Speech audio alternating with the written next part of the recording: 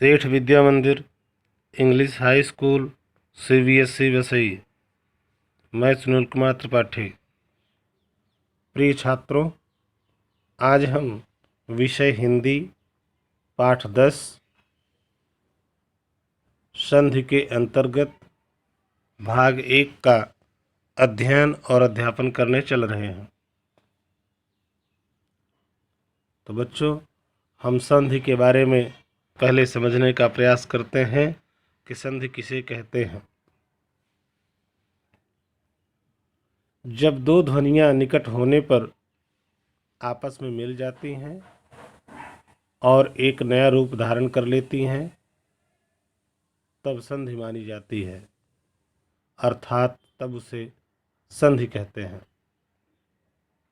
जैसे him plus आलय बराबर हिमालय।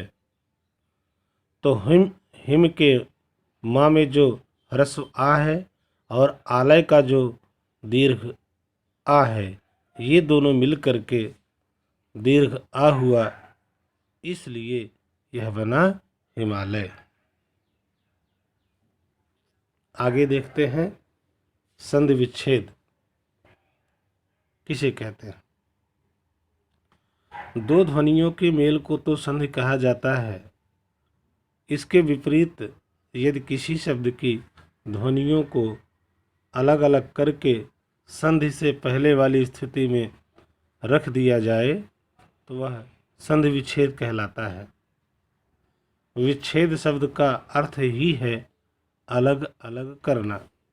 जैसे नरेश नर प्लस ईश, स्वागत सु प्लस आगत, दुर्गम दुह प्लस गम, रमेश रमा प्लस ईश, संकल्प सम प्लस कल्प, लोकोक्ति लोक प्लस उक्ति इत्यादि। अब बच्चों, बात आती है संधि के भेद कितने हैं या संधि कितने प्रकार की होती है। तो संधि 3 प्रकार की होती है या संधि के 3 भेद हैं: स्वर संधि, व्यंजन संधि, विसर्ग संधि। स्वर संधि, व्यंजन संधि, विसर्ग संधि। तो हम सबसे पहले स्वर संधि किसे कहते हैं उसको देखते हैं और उसका अध्ययन करते हैं। दो स्वरों के मेल से किसी एक स्वर या दोनों स्वरों में जो परिवर्तन होता है वह स्वर संधि कहलाता है। जैसे शिव प्लस आलय बराबर शिवालय। तो आप देख रहे हैं बच्चों, ब्रैकेट में अ प्लस आ है और बराबर दीर्घ आ हुआ, अर्थात शिव का जो वाह है उसमें ह्रस्व आ और आलय का दीर्घ आ, ये दोनों मिलकर के दीर्घ आ बना तो बन गया शिवालय। ठीक इसी प्रकार से सप्त प्लस ऋषि सप्तर्षि, देव प्लस इंद्र देवेंद्र, यदि प्लस अपि यद्यपि। स्वर संधि बच्चों 5 प्रकार की होती है: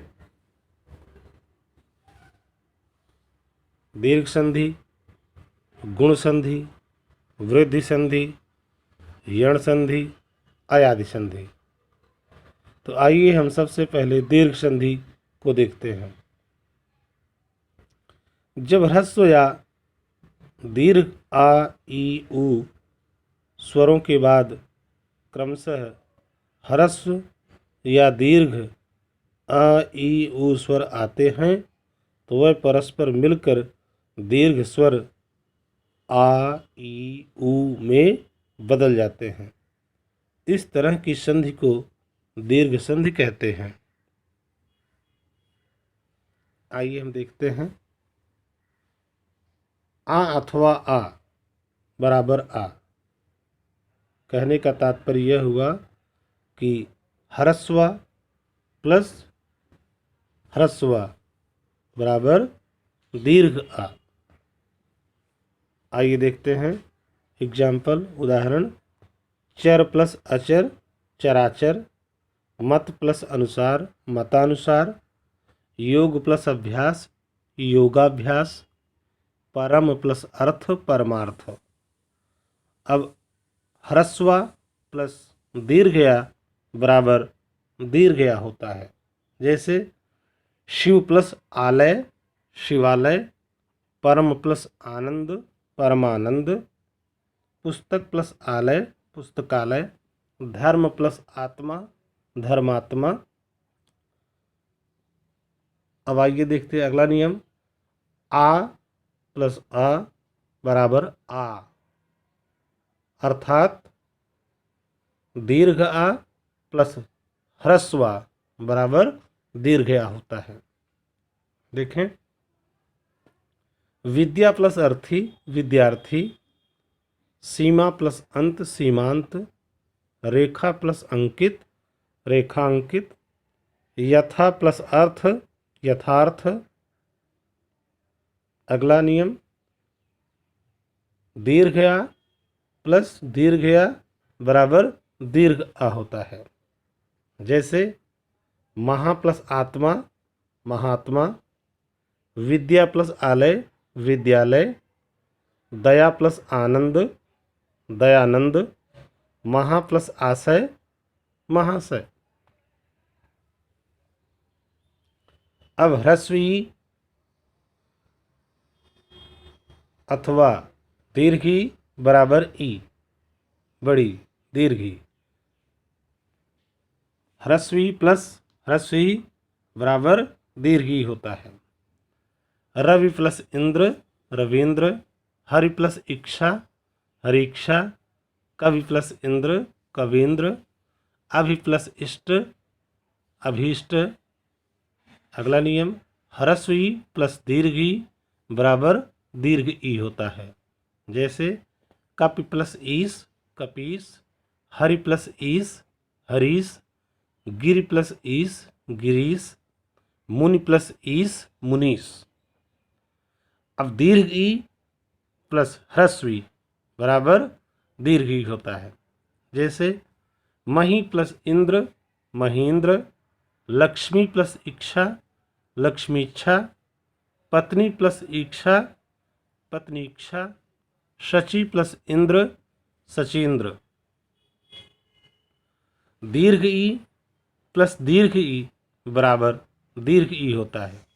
जैसे शती प्लस ईस सतीश, रजनी प्लस ईस रजनीश, मही प्लस ईस महीश, जानकी प्लस ईस जानकीश।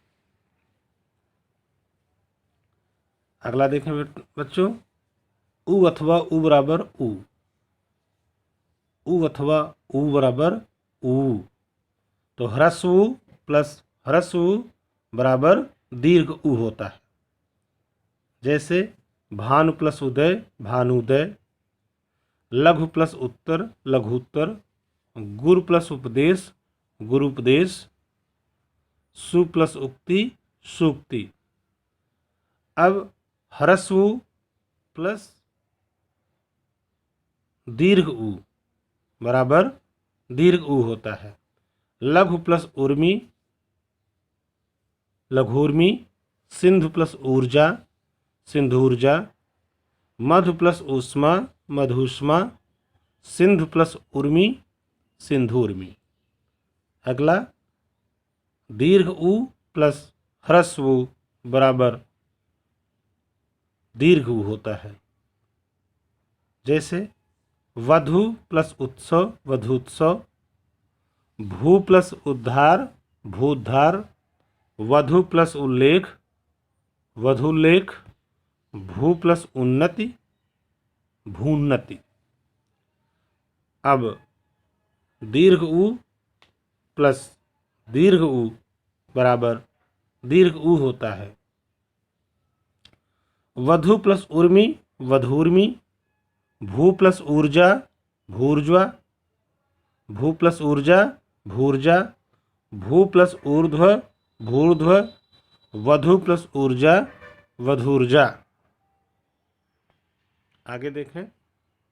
तो बच्चों इस तरह से हमारा यह आज का भाग यहीं पर संपूर्ण हुआ। धन्यवाद।